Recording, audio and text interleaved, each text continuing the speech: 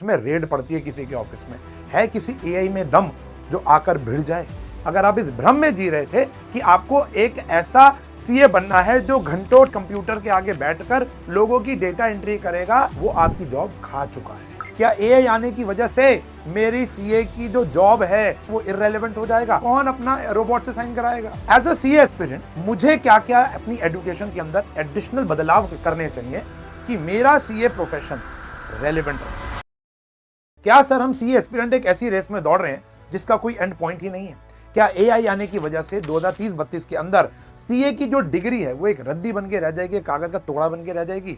अब ये कोई प्राइड वाली बात नहीं होगी कि मैं एक चार्टर्ड अकाउंटेंट हूं।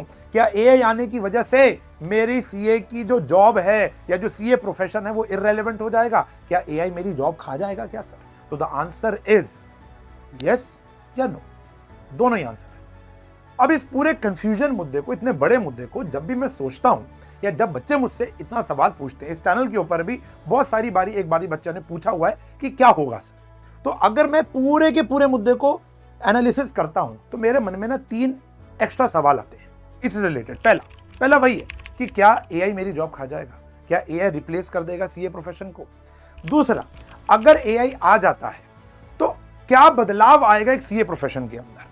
अगर नहीं खाता तो बदलाव क्या क्या आ जाएंगे? तीसरा, एज अ सीए एस्पिरेंट मुझे क्या क्या अपनी एजुकेशन के अंदर एडिशनल बदलाव करने चाहिए कि मेरा सीए प्रोफेशन रेलेवेंट रह जाए?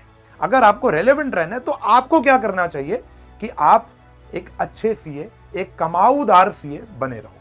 तो देखो, पहला सवाल जो है ना, बड़ी बेसिक से एक बात बताता हूं कि क्या एआई हमारी जॉब खा जाएगा? तो बेटा समझो, अगर आपके मन के अंदर यह चल रहा है कि सीए का जो जॉब है, देखो पहली बात तो ना, यहां पर जितनी भी मेरी ऑडियंस है, अभी भी जो इस चैनल पर लोग हैं, बच्चे हैं, वो मैक्सिमम बच्चे सीए फाउंडेशन वाले हैं, ठीक है जी।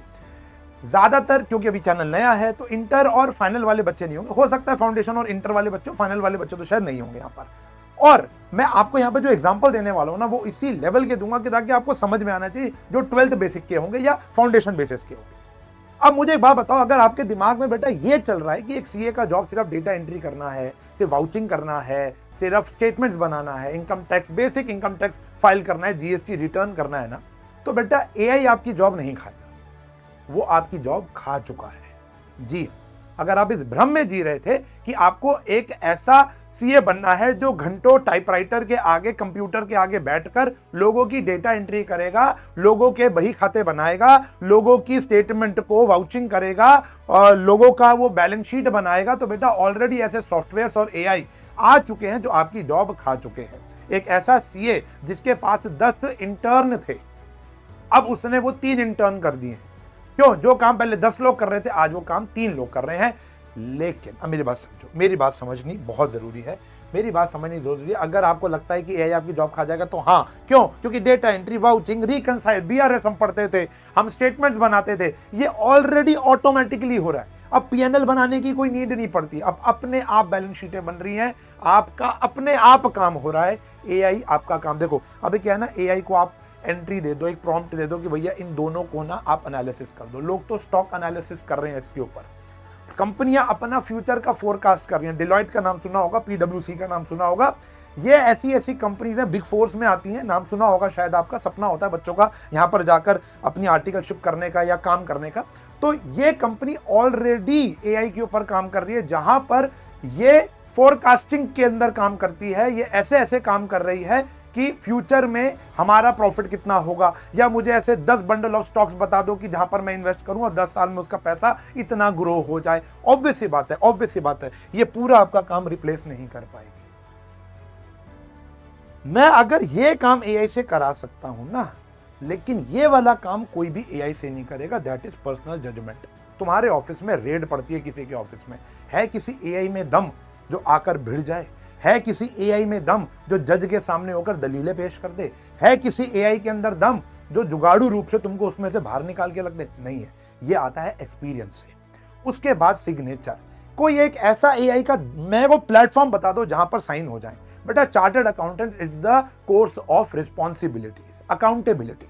अगर एक सीए ने आपकी ऑडिट रिपोर्ट पर साइन कर दिए, यानी ही और she is responsible for that audit.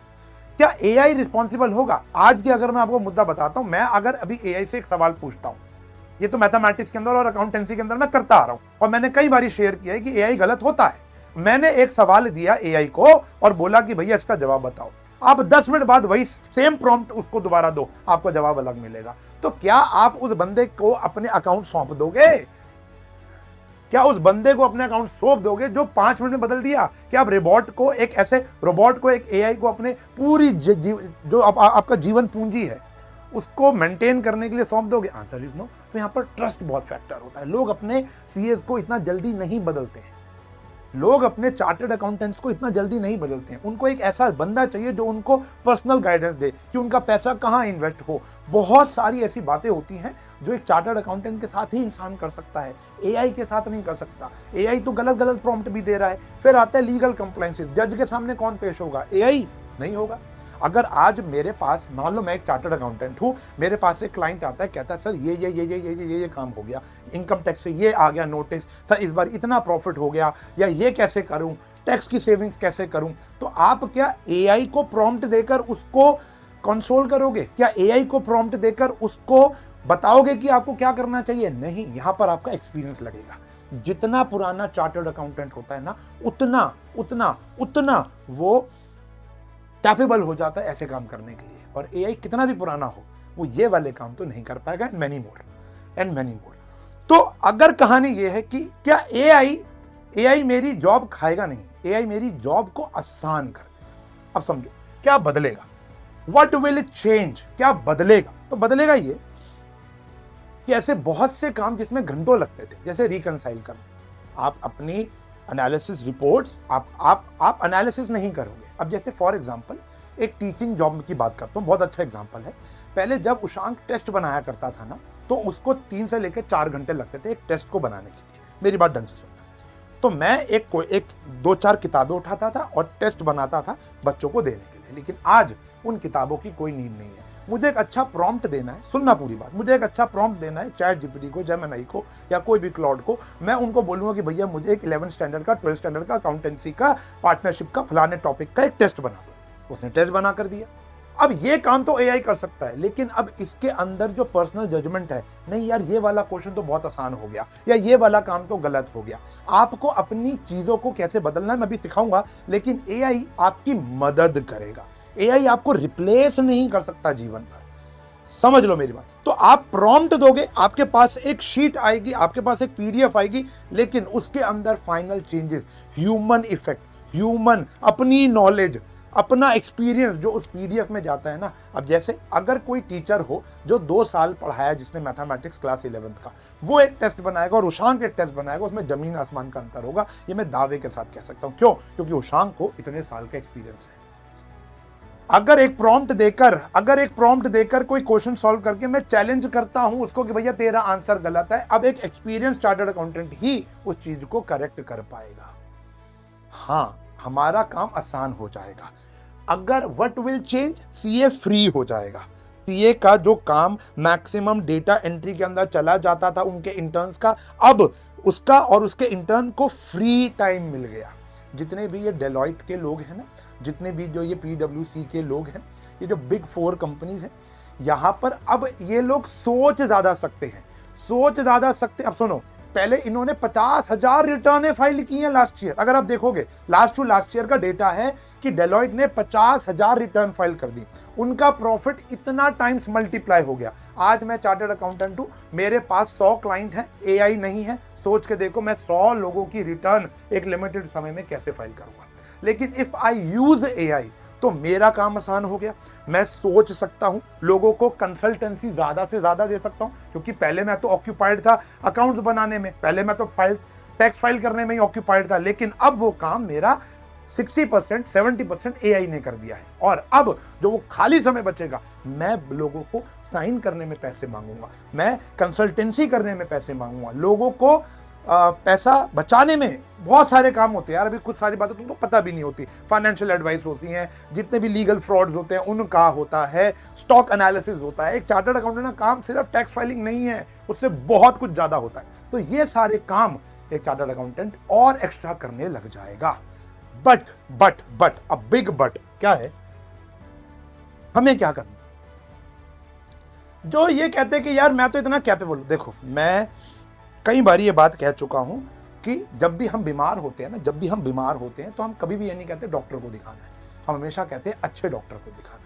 जब हमारे ऊपर कोई केस होता है ना, हम कभी भी नहीं कहते कि वकील को बुलाओ, हम कहते हैं अच्छे वकील से लड़वाओ, कहते हैं ना। तो यहाँ पर चार्टर्ड अकाउंटेंट भी आने वाले समय पर अच्छे और बुरे होंगे। आज भी ऐसा माना जाता है ये अच्छा चार्टर्ड अकाउंटेंट है, ये बुरा। जैसे फॉर एग्जांपल मेरे मामा जी का कॉल आता है, यार तुम्हारे चार्टर्ड अकाउंटेंट कैसे हैं यार, अच्छे हैं, कैसे हैं यार, मुझे ना अपना चार्टर्ड अकाउंटेंट बदलना है क्योंकि वो 20 साल से था, ठीक काम नहीं कर रहा, वो बूढ़ा हो चुका है, XYZ जो भी काम है अब उसका मन नहीं करता, तो मुझे बदलना है। वो पहले सवाल ये पूछते हैं कि भैया क्या तुम्हारा चार्टर्ड अकाउंटेंट अच्छा है। अब अच्छे का मतलब क्या है कि वो जितनी भी प्रॉब्लम्स होती हैं उससे तुम्हें बाहर निकाल सकता है, क्या उसकी दी हुई एडवाइस पे तुम ट्रस्ट करते हो, ये तो है ही। लेकिन साथ में आज अगर आपको इस इंडस्ट्री में सरवाइव करना है ना मेरे प्यारे बच्चों, तो आपको सर्वाइवल ऑफ फिटेस्ट की कहानी पता होनी चाहिए। आज की डेट में फिट वही इंसान है सीए प्रोफेशन के अंदर जिसके पास किताबी एक्सपीरियंस, जिसके पास प्रैक्टिकल एक्सपीरियंस, प्रैक्टिकल नॉलेज तो है ही है, साथ में एआई को उसको पता होना चाहिए, एआई का मतलब उसको पता होना चाहिए, एआई कहाँ कहाँ उसका काम आसान कर सकता है ये उसको पता होना चाहिए, क्या प्रॉम्प्ट देना ये पता होना चाहिए, क्या काम एआई से करना है और क्या काम एआई से नहीं करना, ये उसको नॉलेज होगी। इस टेक्नोलॉजी को अपना दोस्त बनाना है, दुश्मन नहीं बनाना। जो बच्चा इनका कॉम्बिनेशन करके अपने अंदर डालेगा, डेटा एनालिटिक्स सीखो, एआई सीखो, मैं कोडिंग सीखने को नहीं कह रहा हूं, एआई को दोस्त बनाओ, चैट जीपीटी को दोस्त बनाओ। देखो कि जो काम आप आर्टिकलशिप जब आप करोगे, जो काम आप मैनुअल कर रहे हो वो भी आना चाहिए, मैनुअल काम आना चाहिए, क्योंकि जिसको मैनुअल काम अच्छे, मुझे मैनुअल टेस्ट बनाना आता था तभी मैं एआई से अच्छा टेस्ट बना पा रहा हूं। अगर मुझे मैनुअल रिटर्न फाइल करनी आती है, मुझे मैनुअल रिकंसिलेशन आती है, मुझे मैनुअल वाउचिंग करनी आती है, तो ही मैं डेटा एंट्री वाउचिंग एआई से करवा पाऊंगा, क्योंकि मैं देखती गलती बता दूंगा। मुझे इतना इंटेलेक्ट होना है, मुझे इतना अपनी नॉलेज को बढ़ाना है कि मैं एआई की गलती देख के बता दूंगा। अगर आप सुपीरियर होगे, समझ रहे हो ना, तभी आप इस इंडस्ट्री में सर्वाइव कर पाओगे। The combination of AI versus AI plus जो आप अभी सीए का कोर्स कर रहे हो, इसका कॉम्बिनेशन आ गया ना तो बढ़िया। एक बहुत अच्छे महापुरुष ने एक बात बोली थी, मैंने कहीं तो सुनी थी ये बात, कि कोर्स अच्छा या बुरा नहीं होता, कोर्स करने वाला अच्छा और बुरा होता है। सीए कोर्स में प्रॉब्लम नहीं है, प्रॉब्लम एक्सपीरियंस में होगी। जो बच्चा सिर्फ सीए की पढ़ाई, बुकिश लैंग्वेज को पढ़ता रहेगा और सीए बनेगा, उसको कुछ भी नहीं आएगा। लेकिन जो सीए के साथ साथ प्रैक्टिकल अप्रोच भी, जो पढ़ाई हो रही है, आर्टिकलशिप हो रही है, उसको देखेगा, साथ साथ एआई, जो कि आजकल बहुत ज्यादा इंटर्न्स बड़ी बड़ी बिग 4 फर्म्स ने, पता है 70-80 घंटे, 60-70 इंटर्न का काम ही यही है। डेलॉयट के अंदर अभी मैंने देखा था, कहीं पढ़ा था, 70 से 80 इंटर्न्स का लोगों का काम पता है क्या है, सिर्फ ये सोचना, सिर्फ ये देखना कि एआई हमारी अकाउंट्स में, एआई हमारी चार्टर्ड अकाउंटेंसी के प्रोफेशन में कहां कहां मदद कर सकता है। तो द कॉम्बिनेशन इज डेडली। तो आपको आंसर मिल गया। पहला, एआई हमारी जॉब नहीं खाए। एआई अगर नहीं आएगा तो मैं इंफीरियर हो जाऊंगा, सामने वाला बंदा जीत जाए। और एआई कहां कहां इस्तेमाल हो सकता है, कहां कहां नहीं हो सकता, अगर इसकी क्लैरिटी है, जहां जहां आपका टाइम बचेगा वो वाला काम एआई से कराओ, जहां जहां ह्यूमन टच चाहिए, ट्रस्ट चाहिए, रिस्पॉन्सिबिलिटी चाहिए, जजमेंट चाहिए, साइनिंग चाहिए, वो काम कभी भी कोई नहीं बदल सकता। कौन अपना रोबोट से साइन कराएगा, तो वो कभी भी नहीं बदलेगा। तो इस मिथ को तोड़ो, सीए प्रोफेशन के अंदर ढंग से पढ़ाई करो। और अगर फाउंडेशन कर रहे हो तो बुनियाद बैच आ चुका है भाई, डिस्क्रिप्शन में लिंक मिल जाएगा। हजारों बच्चे पढ़ाई करना शुरू कर चुके हैं सितंबर अटेम्प्ट के लिए। परमात्मा की मेहर रही, हमारी मेहनत है, बच्चों की मेहनत है। इस बार रिजल्ट दिखाऊंगा जो सितंबर अटेम्प्ट में मैं तुमको दिखाऊंगा, जो बच्चे ताबड़तोड़ तरीके से डेली पढ़ाई। आई होप ये सवाल का जवाब मिल गया होगा। मिलूंगा अगली वीडियो में। वीडियो पसंद आई हो तो कमेंट जरूर करना है, अपने व्यूज भी देने हैं, लाइक करना है, और चैनल सब्सक्राइब तो अभी तक कर ही लिया होगा। मिलूंगा अगली वीडियो में, तब तक के लिए bye bye, take care, have a nice day.